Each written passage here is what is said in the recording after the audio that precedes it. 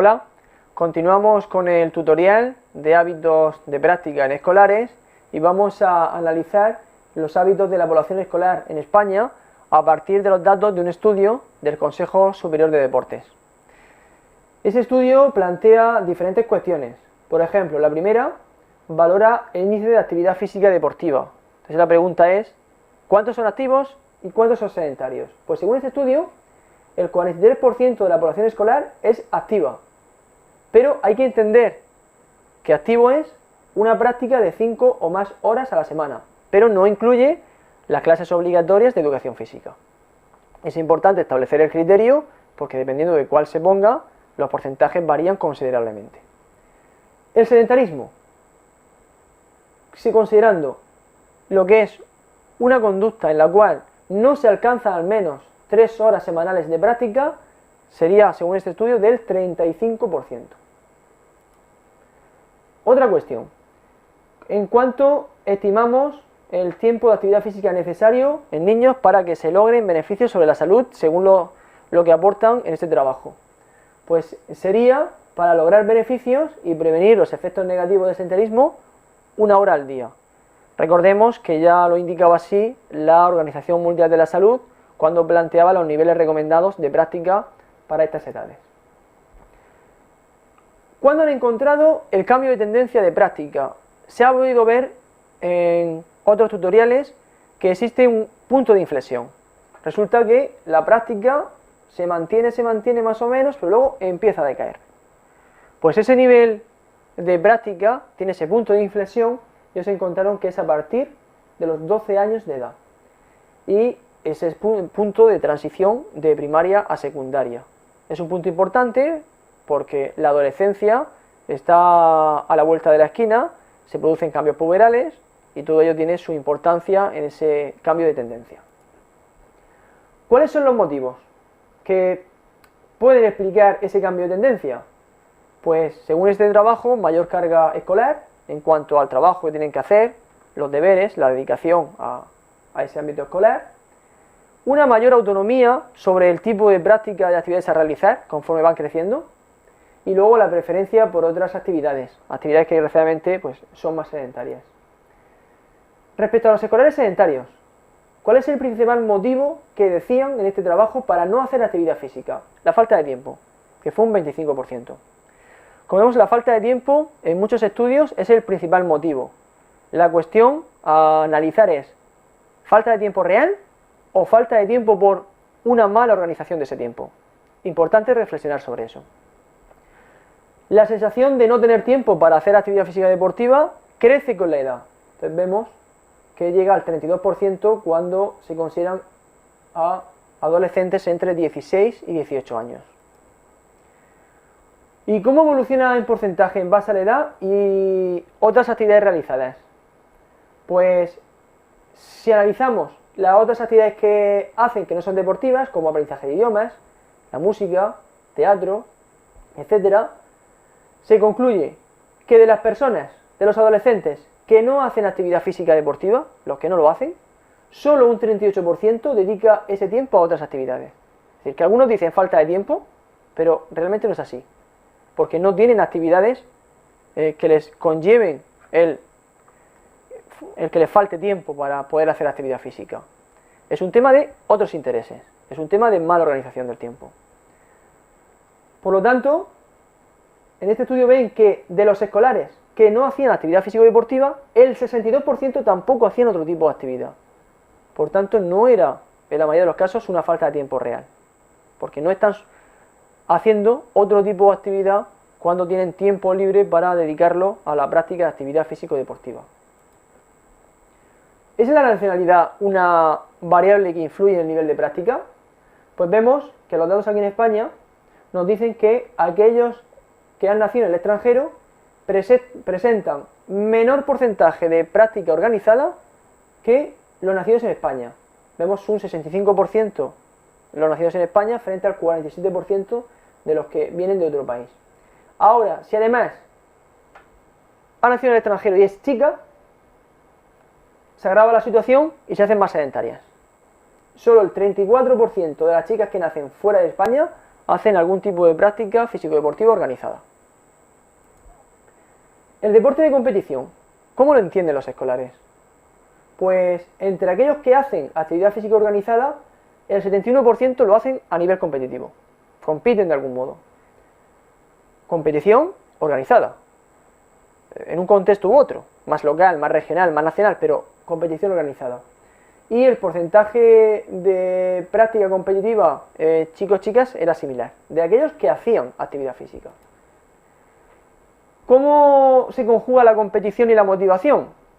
Pues según este trabajo, la competición es un elemento motivador para los que hacen algún tipo de actividad federada. Están federados en algún tipo de deporte, la competición es un elemento motivador y no hay gran diferencia en función del género. Sin embargo, son las chicas las que entienden que la competición tiene menor elemento motivador. En este sentido, vemos que el 73% de aquellos que practican, hagan competición o no, aquí solo hablamos de los que practican actividad físico-deportiva, afirman que sienten cierto agrado hacia la competición, aunque ese agrado desciende con la edad y sobre todo en las chicas. Y si bien la competición, como vemos, se presenta como un elemento que agrada a casi 3/4 partes de esos escolares, no es un requisito imprescindible para continuar con esa práctica. No se convierte en el elemento que la mantiene, lo cual es muy importante. ¿Qué tipo de práctica es la más realizada? Porque hay mucha oferta, muchas opciones. ¿Hay estereotipos en ese tipo de práctica? ¿Hacia dónde van? Pues vemos que en cuanto a la actividad organizada más practicada, hay una tendencia clara. Son el fútbol, baloncesto, danza, natación, fútbol sala, los que aglutinan el mayor porcentaje de práctica. Evidentemente, el fútbol es el que más. ¿Pero el género influye? Claro que influye. Hay estereotipos. Las actividades más prácticas de los chicos son el fútbol, fútbol sala y baloncesto. Mientras que las chicas son otro tipo de prácticas, como la danza, la natación y también el baloncesto. Entonces, hay diferencias de tipo de práctica en función del género. Hay estereotipos.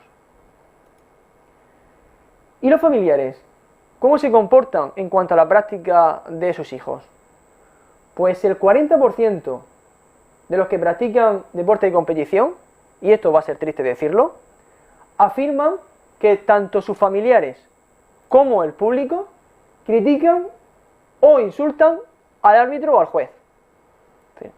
El ejemplo que se va a dar a esos niños es terrible, pero es lo que se está viendo en la televisión. Se reproducen modelos que se ven diariamente en la televisión. Y lo peor, la mitad de ellos sienten agrado hacia esa situación cuando aparece. En vez de sentir repulsa, sienten agrado. Y eso es un problema educativo crucial, que parte de las familias y que hay que trabajar en los centros educativos. Y, desgraciadamente, se observa que en la competición escolar de los niños se reproducen situaciones de violencia que se observan en la práctica deportiva de los adultos. Entonces, se están reproduciendo situaciones de deporte de adultos en el deporte infantil. Y resulta triste en un partido de escolares pues, ver a padres que insultan al árbitro o que se meten con los jugadores del equipo contrario. ¿Influye el tipo de modalidad deportiva y el hecho de ser chico o chica en ese comportamiento?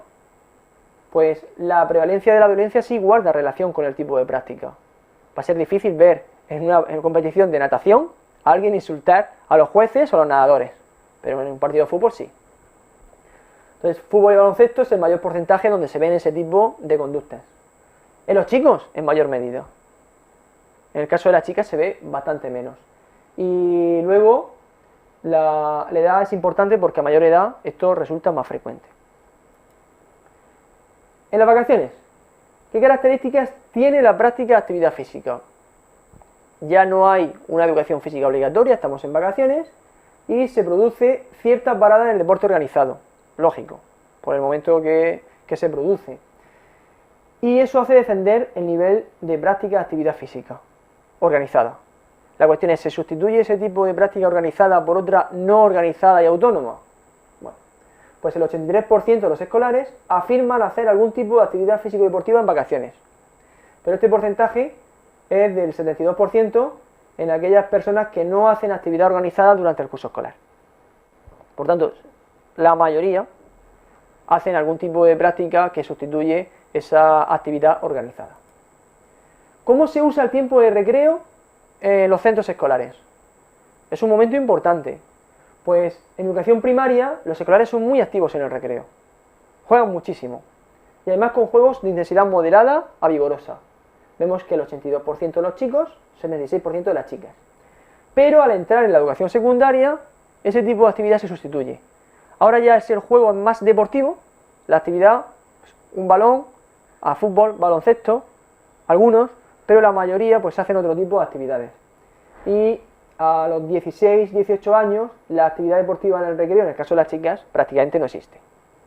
Se dedican a actividades más o menos sedentarias. ¿Qué se opina sobre la asignatura de educación física? Es una cuestión importante. Pues la opinión es positiva, sobre todo cuanto menores son los escolares. Vemos que un 8,2 sobre 10, en primaria la valoración es mucho más positiva que en secundaria. Y la importancia que se da a la educación física disminuye con el paso del tiempo. Conforme aumenta la edad, disminuye la sensación de que tenga importancia. Quizás sea necesario explicar cuál es la aportación de la educación física a la vida de una persona, porque muchas veces no se hace y es preciso empezar por ahí. ¿Cómo influye la familia en la práctica de actividad física? Pues es importante que haya una buena cultura deportiva, sobre todo en el sentido de práctica. Si dentro del seno familiar se practica, padres, madres, hermanos practican, es más fácil, ante modelos activos, ser una persona activa. Pero de las personas, la mayoría no hacen. Desgraciadamente la mayoría de los padres pues, no hacen una práctica físico-deportiva y simplemente pues, son básicamente sedentarios o hacen algún tipo de práctica en el fin de semana. Pues de las personas que hacen actividad físico-deportiva organizada, el 78% de los casos, alguna persona que vive en la casa también hace actividad física deportiva. Y se ha podido encontrar cierta relación entre práctica familiar y práctica de la persona que estamos analizando, aunque la edad es muy importante. La incidencia de la práctica familiar en edades de primaria es mucho mayor que en edades secundarias. ¿Qué dice el informe SKIP sobre los niveles de práctica de los escolares en función de la opinión que expresan los padres y madres de esos escolares? Pues dice que a la hora de practicar deporte, los padres no consideran importante que sus hijos se ensucien. Básicamente les dará igual, a la mayoría. Y la mayoría, casi el 60%, se alegran de que haya disfrutado haciendo deporte o actividad física libremente y sin preocupaciones. Lógico. Más de la mitad de los padres dicen que no hacen ellos deporte habitualmente. Más de la mitad. Y el 41,5% dice que no lo hacen en compañía de sus hijos. Porque una cosa es hacer y que te vean, y otra cosa es hacer en compañía de. Es importante hacer en compañía de los hijos. Pero a pesar de no practicar deporte, la gran mayoría de los padres quieren que sus hijos hagan deporte por los beneficios que tiene. Pero habría que decirles que hay que predicar con el ejemplo. Entonces es importante que ellos también hagan y que encuentren tiempo para hacer. Los padres se consideran como los principales motivadores a la hora de implicar a sus hijos. Después los amigos, después deportistas famosos. Siendo ellos los principales motivadores, pues deben trabajar en la creación de esa motivación. Como vemos, a pesar de ello, las principales actividades a las que los padres dedican su tiempo no suelen incluir a sus hijos. No lo hacen con ellos. Porque además le dan preferencia a otro tipo de tareas, en las cuales en algunas de ellas no están con sus hijos.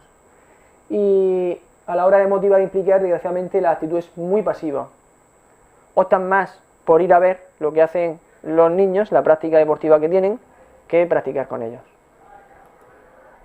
Bien, pues en el próximo capítulo iniciaremos el análisis de la creación de hábitos, proceso básico, necesario y clave en la generación de estilos de vida en escolares. Muchas gracias.